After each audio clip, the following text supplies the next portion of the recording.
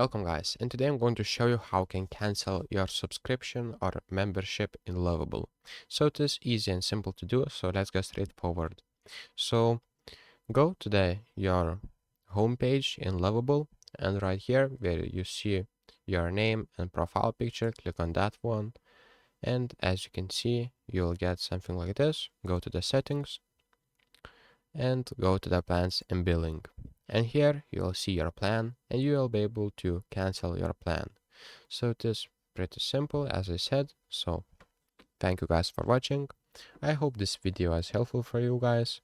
And if you have any questions related to Lovable app or other apps, please let me know in the comments down below and I will make sure to help you. So thank you guys and see you in the next one.